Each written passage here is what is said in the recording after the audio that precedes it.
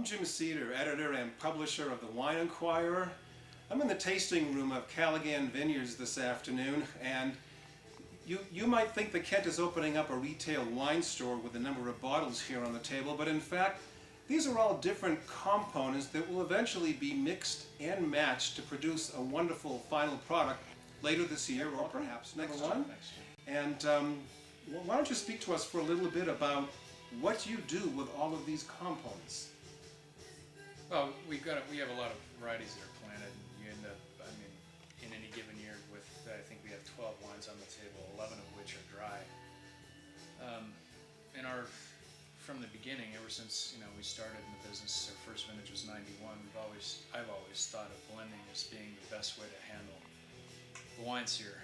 In a warm climate, you really need to blend to create complexity and in my opinion, ageability, interesting wines. So the idea being that no individual variety is better. Is this part art, part science, part subjective taste, and part There's no science question. as well? A lot of art is, I think, in my opinion, far overused for what we do. But some of it is sort of intuitive, but it is certainly subjective.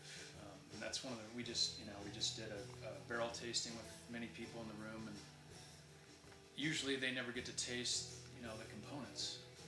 They think you're a genius, but in fact, if they had the same components in front of them, would always disagree with you on how you should have blended it. And that's what I wanted to point out, is that it is an entirely personal idea of what you think is best. Well, this almost reminds me of a chemistry class where you're literally mixing and matching to look for that final end product and to make the end product as high quality as possible. But again, high quality being a very personal position. Sure. It's not something, and because we're small, we don't. It's the whole reason that we want to stay small. One of the reasons I got into the business in the first place is that you can do what you want and put out something that is individual and not something that tastes like it was produced for hundreds of thousands of people. We don't have to please that many people because we're small, and it gives you far more latitude and makes your life much more interesting. Now, you were telling me originally that the '09 growing season appeared to be a very favorable, forgiving growing season for you. Yeah. With that being said, and I'm sure, fingers crossed, how are the grapes, the wines developing? Are you seeing a reflection of that growing year? We are, but the major wrench was the latest hailstorm I've ever seen on September 12th. It was otherwise basically a perfect season until that point.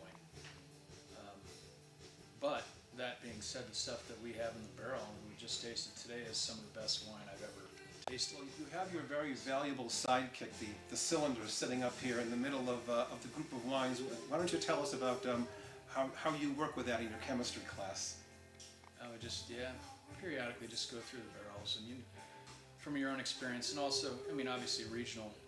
There are certain varieties that are best known because of where they come from, and you use that as kind of a starting point. But just using your own experience to just go through and taste different percentages of blends and keep doing it until you kind of get on a rough idea of what you want. And You have to show us, Kent, how you go about really mixing and matching some of these components to, at least theoretically, potentially produce an end product. Sure. We have two different selections of Mourvedre planted. The original planting was just the industry clone known as Mataro in California. It's the oldest section, planted in '97. In my opinion, in '09, certainly the best of the Mataro, of the two Mataro or Mourvedre selections that we have, lots that we have. So about half of that, with roughly half of our new field of Grenache came into production this year. And in my opinion, the best lot was co-fermented with roughly 15% Petit Verdot. So that's, at least at this point, my thinking as to what will be our 2009 Clairs. So Southern Rhônish blend. If it was the Mourvedre by itself, what would be the personality characteristics of that wine? Well, in this case, the Mataro actually has a textural sweetness that reminds me directly of Grenache, but has an earthy, spicy character that specifically reminds me of Gigondas in that's France. interesting. Yeah, Okay. like a dead ringer for it. It's got some sweetness, but it has an earthy, spicy core that I find really interesting. And the Grenache component is very deep, not immediately sweet, as you might expect from Grenache, but it's loaded with a textural depth that I think is really quite good. So is it fair to say that in the end you're sort of hoping to look for a wine that has that really raspberry, Grenache sort of... Not overtly, no. Not overtly? No. Okay. It has it in there somewhere, but it's other things going on with it. The resiny spice notes that you get from the Mourvedre, whether you use stems or not. Okay. And then the earthy quality from the Mourvedre? Yeah, well, both of those from Mourvedre, but the Grenache giving it some... the Petit Verdot that's co-fermented with the Grenache adds some spice notes, a different type of spice character than the Mourvedre.